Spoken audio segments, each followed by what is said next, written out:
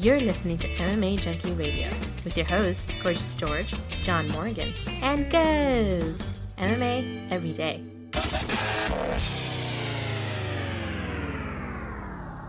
It's pretty easy to figure out. All right, let's do this. Junkie Hotline.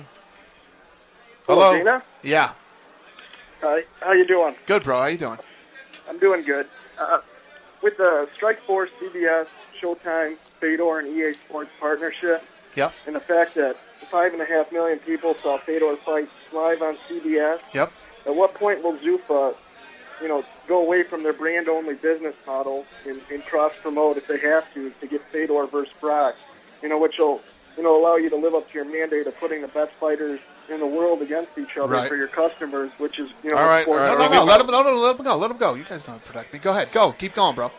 Yeah, I mean, that's what sports are all about, is putting the best versus the best. Right. And Jerry Millen, Fedor's manager, he offered the fight for free. I don't know if he followed through with that. But he's Fedor's manager?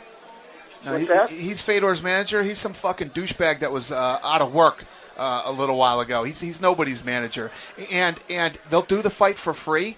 That's fucking weird. That's weird because I offered him millions of dollars to take the fight and he didn't take it.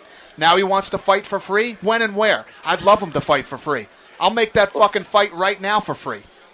Let's do it. You would do a single bout Fedor versus Brock for free. That's what he said on the internet. Sure, we'll do it for free. That's because that's funny that they say they'll do it for free now. When they were dealing with us and negotiating with us, they wanted 50% of our business. They wanted 50% of our business to do that fight. But now they'll do it for free? He's a fucking clown that talks out of his ass and has no business talking. That guy's a nobody. He pulls no strings. You know how many, when we did the big Fedor negotiation, you think he was in it? He wasn't even in it. Yeah. That guy's full of shit. Tell him to go frost his fucking hair again and beat it. You don't think I want to make that fight? Of course I want to make that fight. But it takes two people to make a deal. It takes two people to make a deal, not one guy. I just can't walk in and negotiate that deal by myself. They have to be willing to do it. And we offered him lots of money. So much money that it caused a lot of shit with a lot of our other fighters. That's how much money we offered him. And guess what he said? Now, we want 50% of your business, okay? That's some Russian strong-arm bullshit. They can get away with that shit out in Russia to the baker that works down the street.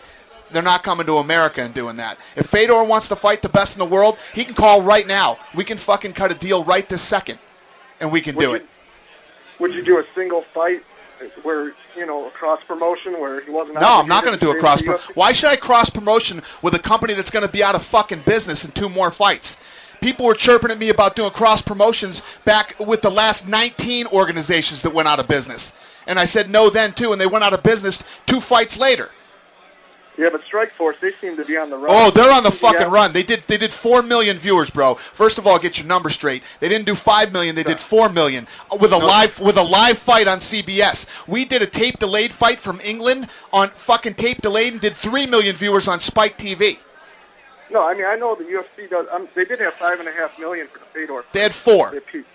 The Fedor fight did 5.5. You cume the whole fucking fight. You don't just do one fight. So if you want to just cume the fight, then the Randy Couture fight did 4.2 million viewers, which is higher than their entire fucking telecast on CBS. I'm on Spike TV. No, seriously. I let you talk, and you gave it to me, but your facts are wrong.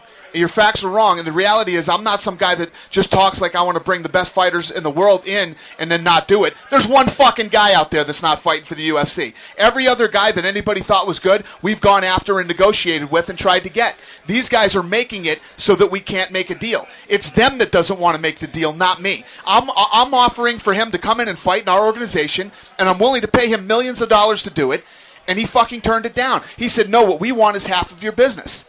And I said, fuck you. You're not going to get half of my business.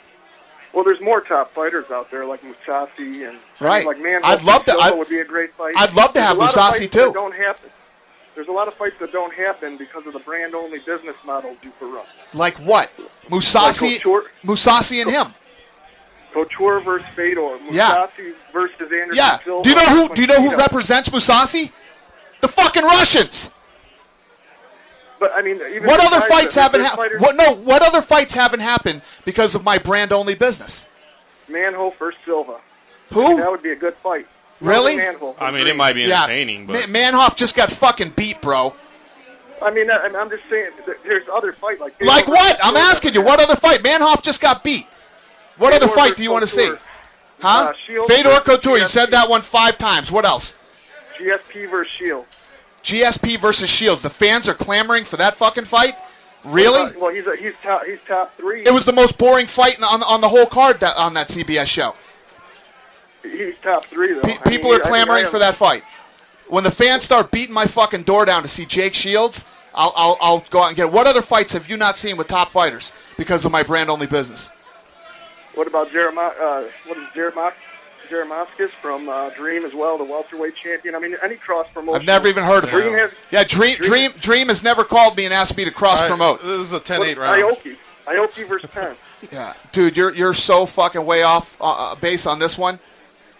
We got some good calls. Go ahead. Clip this guy. I wanted to be fair and answer his questions. Props to you. All right. Junkie Hotline, you're on. Hey, guys, thanks. Dana White, thank you for everything you do for MMA and for the UFC, and thanks for coming on Junkie Radio. Thanks, bro. It's really great to hear you on here. I appreciate it. My question is, do you think WEC on pay-per-view, is that in the cards at all? Could that ever happen? No, I think we can do it this year. I'm working on it right now, and I think we can. We're going to try and pull one off this year. All right, thank you for the call. That was Jeffrey in L.A., and he's got one of them phones. I told him not to use the Bluetooth. It gets that echo, starts to sound like a submarine or whatever. Let's keep going. Go ahead. UFC President Dana White's here with us. You're on Junkie Hotline. Hello. This is John from Truckee, California. How you doing? Hey, What's up, John. Yeah, I got a good question for you. It's about Kimbo Slice. I really like the guy. I think he's real marketable. I think a lot of people really like the guy. I'm just wondering, do you think he's going to be able to learn the ground skills necessary to actually win any UFC fight? I don't know. Obviously, he's got skill as far as as far as like banging or whatever. But I don't know. We're gonna see. I have to be honest with you. You guys know all the shit that I talked about him. Coming into the UFC, and I have a lot of respect for him now. He's actually a really good guy, and he's done all the right things and tried to to train hard in the sport. And we'll see what happens. I honestly can't answer that question, but I can tell you what, we got some fun shit lined up, and you'll see. I was going to say, is it fair I think he's a cool guy. He's a real cool guy. No, you're absolutely right. I agree with you 100%. He really is. Humble, too. Humble. I misjudged him, and I'm glad that I got the opportunity to meet him. Thank you for the call, John. Thanks a lot. Great talking to you. John Morgan, you were going to say something? I was going to say, and I don't think there's anything wrong with matching the guy up with guys who are going to stand and bang with him for a while. Look at the numbers on Spike TV. You know what, though? It's not about numbers. It's about putting on the best fights with the best fighters. And listen, there's a lot of good fighters out there that are exciting and do it. Not everybody belongs in the UFC yet. It takes time, and I understand that time isn't one of those things that Kimbo has a lot of. He's not a young guy, but I don't know. We'll see what happens. So even with the millions of people he's delivering, you wouldn't, in return, kind of put him with favorable matchups. You want to make sure that the guy's moving up the ladder. Here's the thing. I think that what we end up doing with Kimbo right out the gates, I think everybody's going to be excited about, and then we'll go from there.